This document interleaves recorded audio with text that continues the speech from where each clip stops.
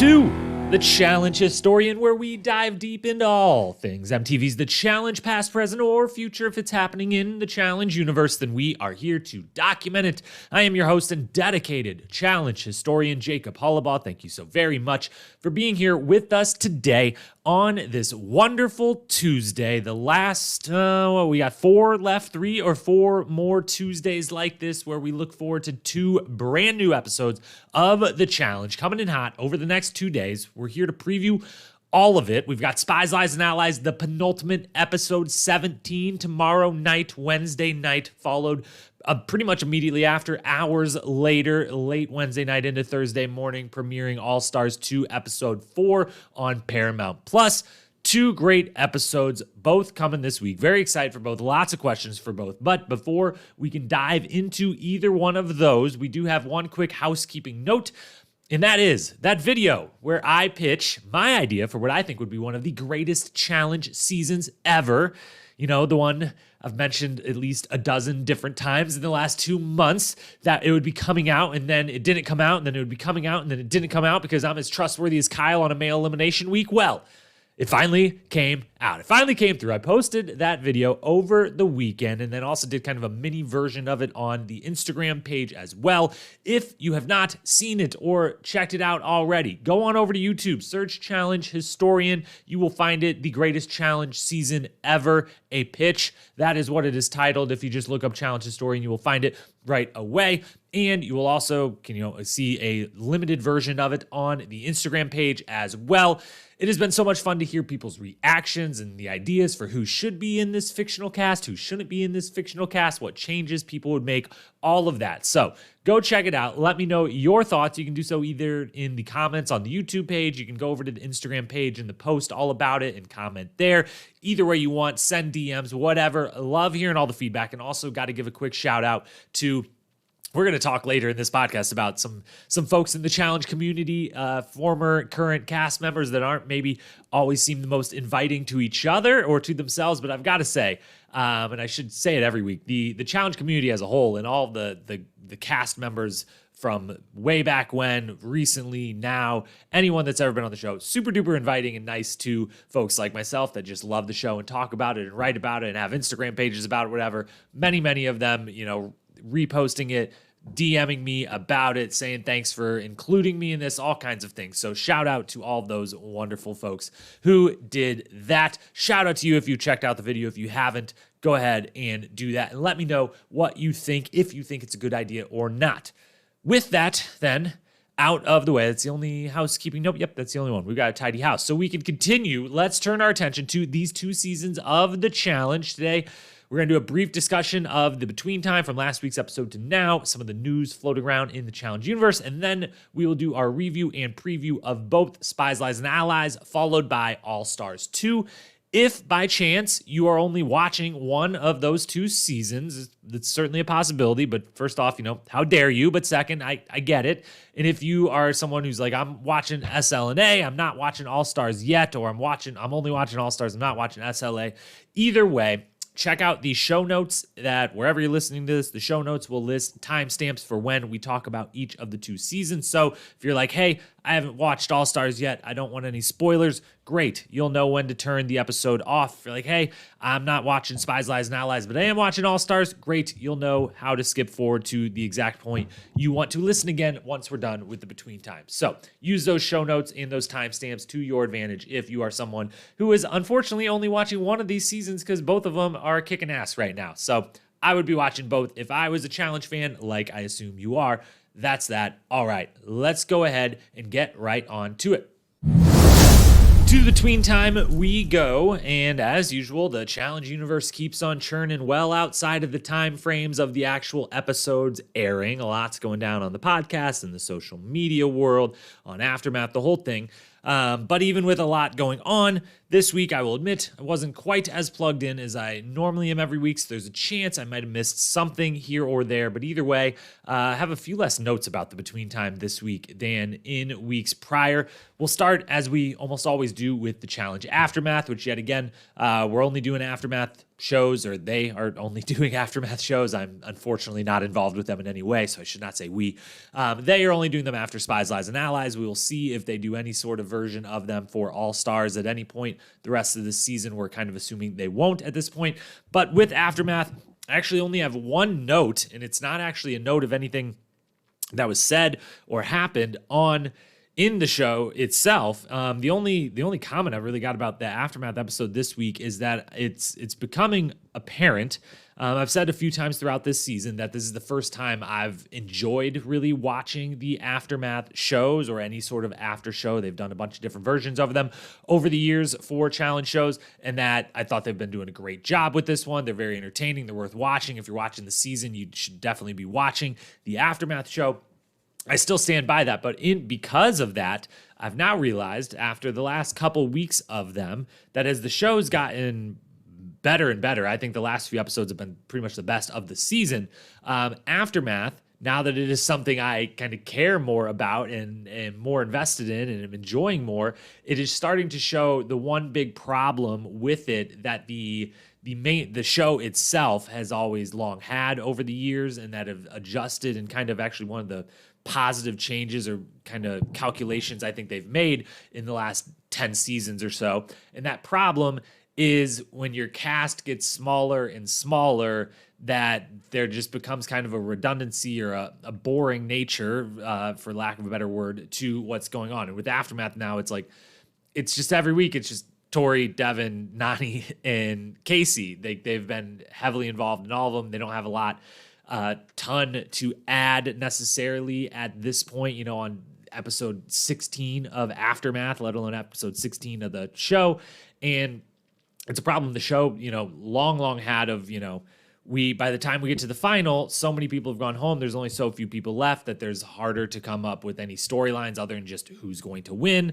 And it's, if someone's watching the show and it's like, these are my two favorite people and they're gone in episode 3 and 5. Well, now I'm not so invested for the rest of the episodes.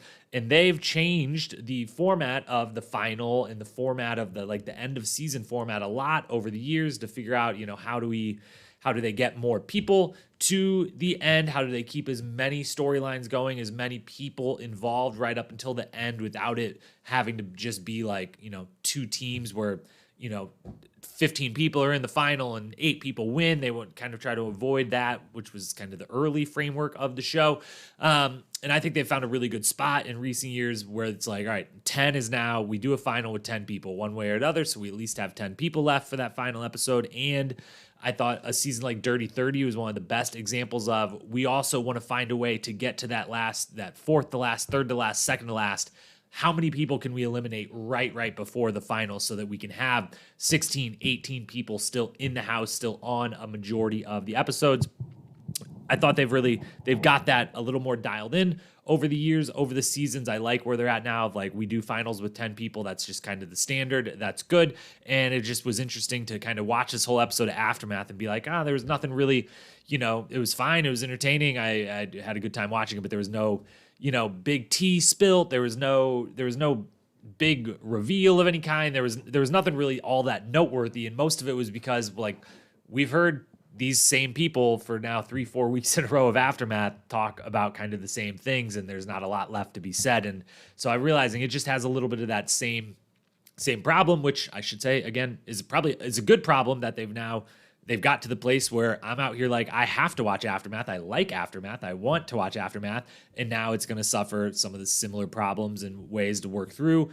Should they, is it impossible for them to convince someone who was kicked off on episode 2 or 3 to come back in and just be like, hey, fans' perspective now, you were at least in the house at the beginning. What do you think of this? Who knows if that's a good idea, but that's all I've got for Aftermath. Now let's talk about anything else from the between time, which is really only two brief notes to talk about, and they're kind of in similar veins.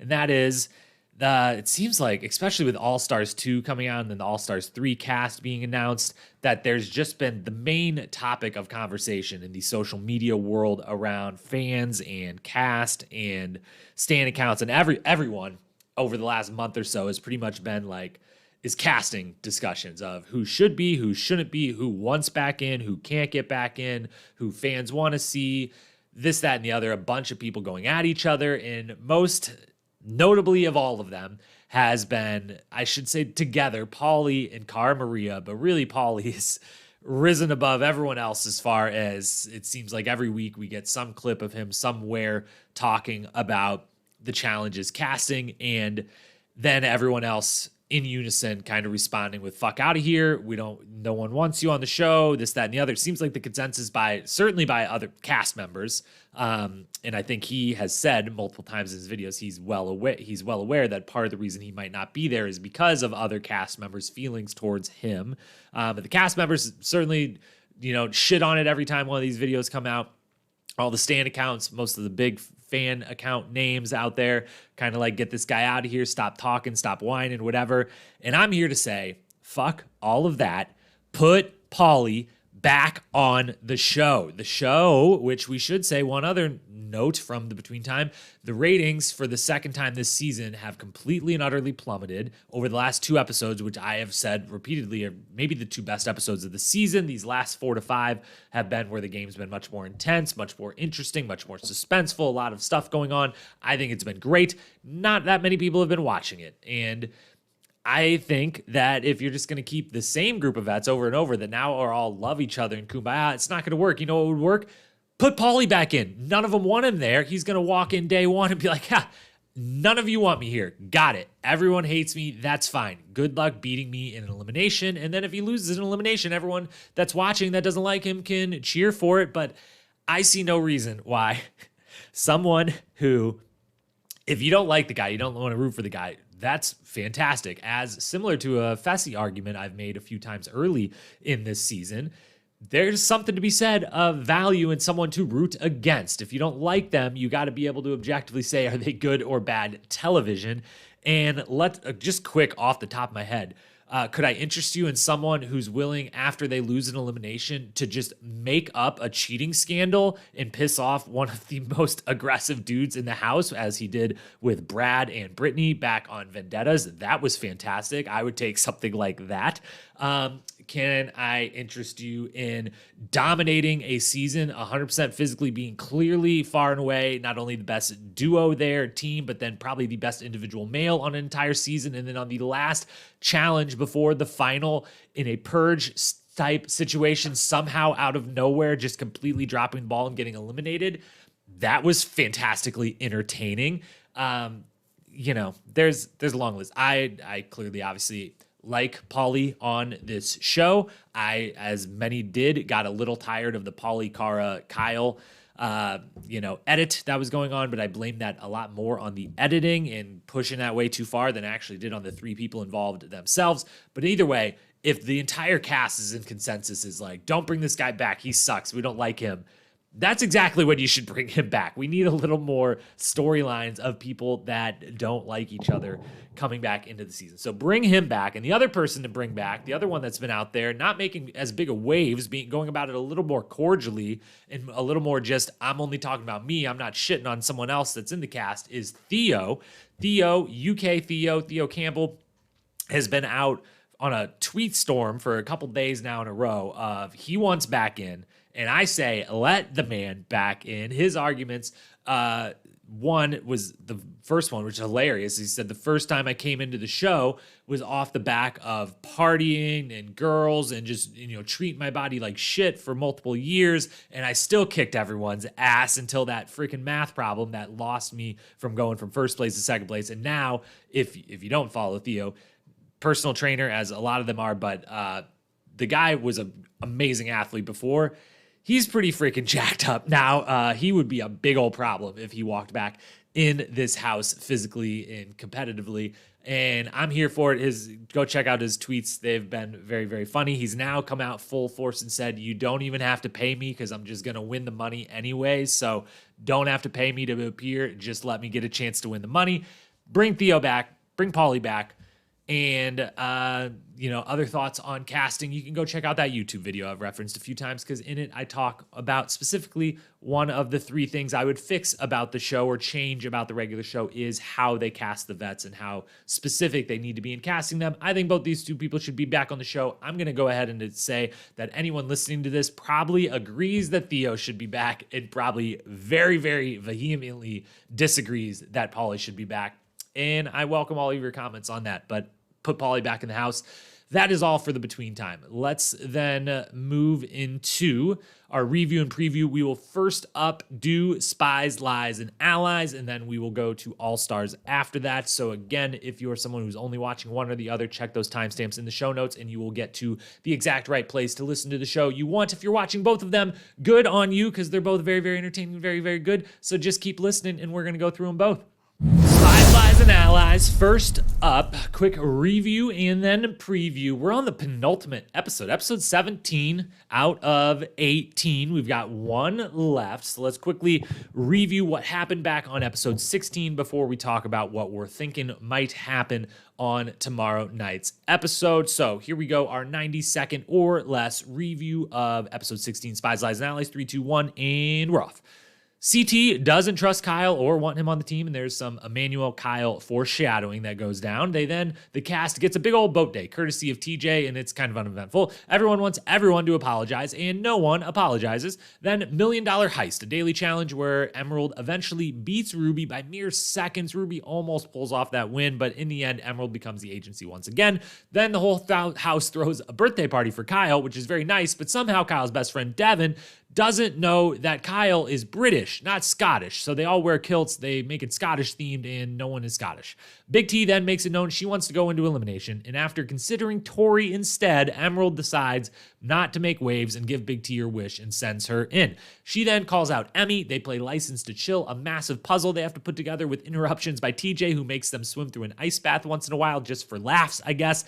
Emmy gets the win, rejoins Sapphire. Big T goes home for real this time. And that is how the episode went down. That is a very, very brief version of everything that happened on last episode. And as we have talked about it repeatedly, but we expect that was the last woman sent home on the season, and there's now 5 ladies left, which means we think those 5 are now into the final. It was not said, but we assumed, and they made multiple comments of thinking so. And now, penultimate episode, we've got 1 guy's elimination left to get rid of 1 more man. We're down from 6 to 5. We've got 10 total. 5 and 5, ready to rock for that final in the season finale episode. So going into episode 17, let's talk about what we're hoping, what we're expecting, what we're predicting. What I'm hoping for. It's the final time I get to say it, so I guess I will say it, and this is not because of anything towards the person themselves. It is purely for the entertainment and the wanting to feel like the people that play this game are actually some shred of intelligence in them, and I'm only talking about the guys here, not the ladies, because what I'm hoping for is throw in CT, you cowards. Devin, I'm looking at you. You've got it. I bet Emerald wins. I'm not going to predict it or whatever, but they've won, 5 of the 7 times, so make it 8 of the 9 or whatever it's been. But if Emerald wins and they don't throw in CT, just complete and utter cowardly play. How he has not faced any scrutiny the whole time, I get it. We learned and we talked about, that we learned from a podcast last week, Josh talking about how Nani has been the one kind of protecting CT, and there's been this alliance we found out via Aftermath from Devin about, Sapphire and Emerald willingly working together and that bringing CT into it.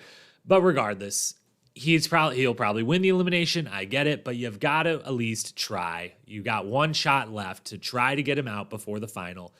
Do it. Give it a shot. Just so we can, if anything else, we get to watch CT in elimination. That's always fun. So again, even though part of me is certainly rooting for CT to win the whole thing, I would like it to be, have to work a little bit more for it. And I would like to just think that the rest of the people in the house are smart enough to take a shot, at least one final last ditch effort to not face him in a final. That's what I'm hoping for. What I'm expecting the ladies to give way more effort and care than the guys have given them. With this last male elimination, I bet all of the women in the house are very, very gracious and work their asses off and plot their asses off and really give way more effort than has been given to them on the receiving end, sometimes on the ladies' week. And then as for what I'm predicting, last week, I thought we were going to go 3 for 3, and then we only went 1 for 3. We said there'd be a finals fake out / just a lot of finals talk, which there was enough of it to mercifully give us a correct answer there. There was no like TJ fake out, but there was a lot of people talking about, are we at the final? How many more? This, that, and the other finals were brought up a half dozen times. So that one was good. But we said Tori would consider going in on purpose. Couldn't have been more wrong. She was very upset that anyone would even say that she should go in. Devin would eventually say sorry. Couldn't have been more wrong there. No one was willing to say sorry last episode. Many people were asked to do so. No one did. So we went 1 of 3. We're 18.5 out of 40 on the season. This week for the penultimate episode, predictions will be thus. First one. As much as I, am hoping that someone will take a shot at CT just for the entertainment of it, my prediction is that 2 of the 3 of Logan, Emmanuel, Kyle, 2 of those 3 are in the elimination. Mark it down, book it. Nelson, you're good. CT, you're good. Devin, you're good. 2 of those 3, depending on who wins the daily challenge. If Emerald wins, Kyle, Logan, you're in there. If Sapphire wins, Logan, Emmanuel, you're in there. If Ruby somehow gets the win, Emmanuel, Kyle, you're in there. That's the elimination one way or the other.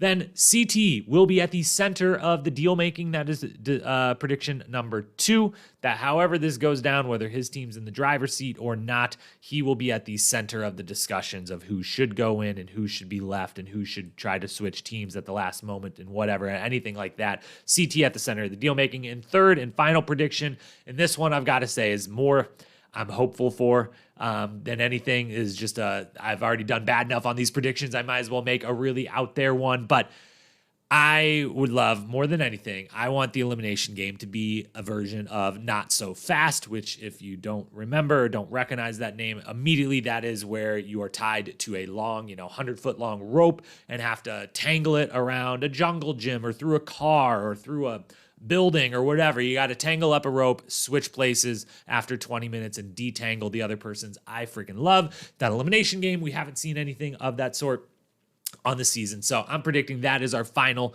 elimination, which is probably wrong, but I'm a hopeful person. So we're going to add that as a prediction. So Logan, Manuel, Kyle, 2 of those 3 are in the elimination. CT will be at the center of the deal making. Not So Fast, or a version of it, will be played in the elimination. Those are your predictions for Spies, Lies, and Allies.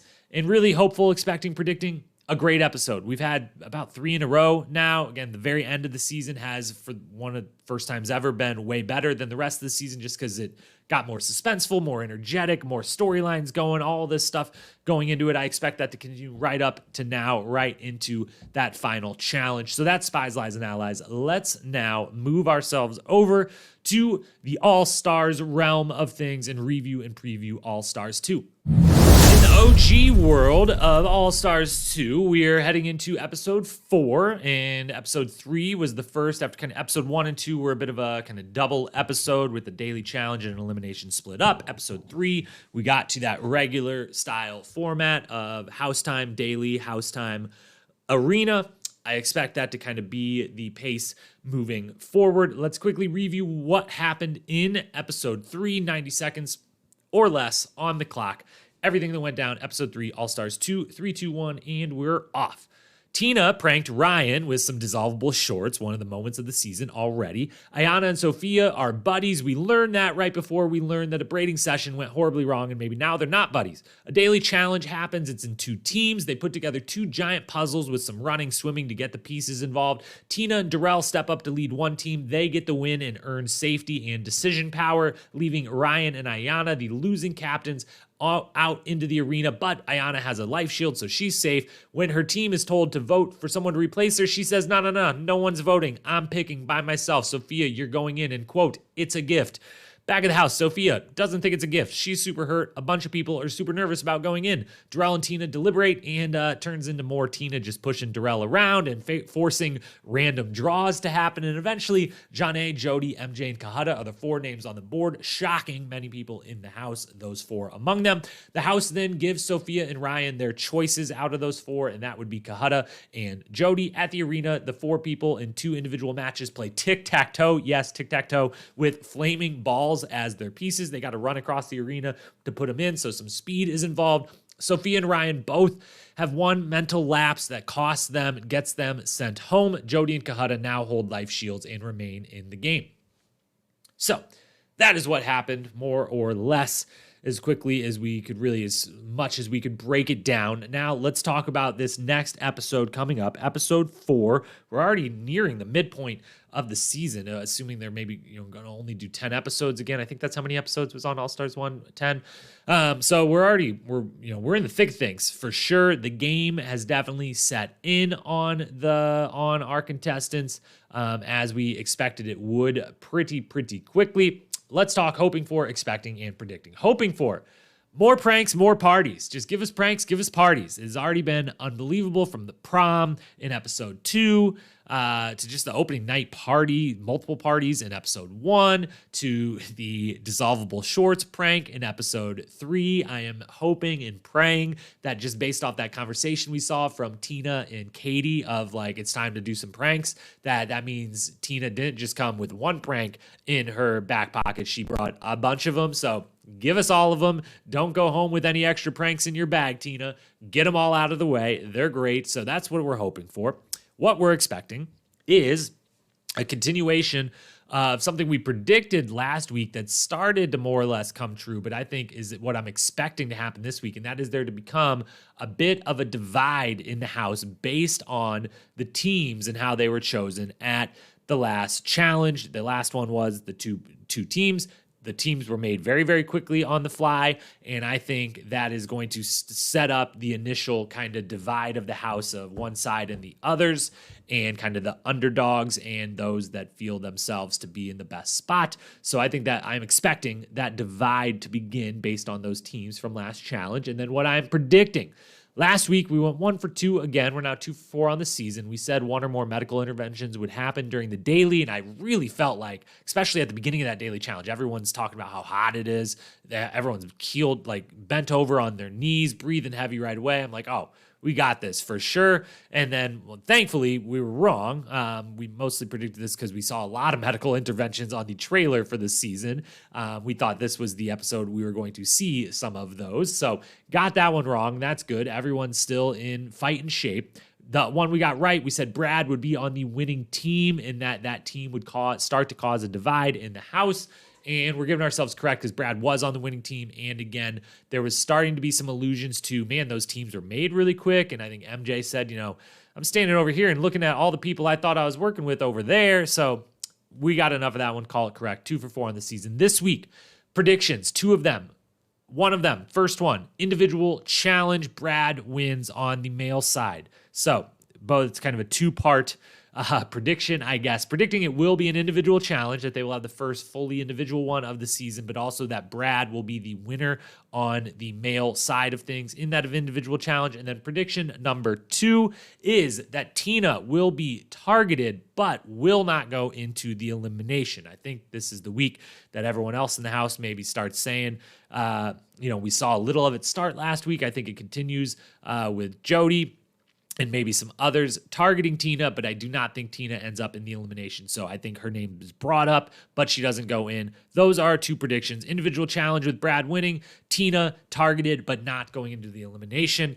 And that is that for the All-Stars review and preview, and that is that for the entire podcast. Try to make it a little bit quicker for you today. A lot of content coming out for sure from us and from everywhere in the challenge world and universe. So try to make it a little quicker for you there today, but very excited for penultimate episode of Spies, Lies, and Allies, 4th episode of All Stars 2. A lot of great stuff coming. Once again, thank you so very much for being here, for listening week in and week out. We can't say how much it means to us. Hit that follow, hit that subscribe button. It seems like a lot of you already have that are listening, so thank you. But if you have not, go ahead and hit it. You won't miss an episode then. And go ahead and head over to that Instagram at Challenge Historian. Follow us there. So when things happen, like we drop that video that we've said for months we would, but we finally did, you'll know about it right away. You'll get a preview of it. You'll get a quick link to go over and watch that. Again, if you haven't, check it out on YouTube. Our pitch for the Challenge Generations, the greatest season there ever could be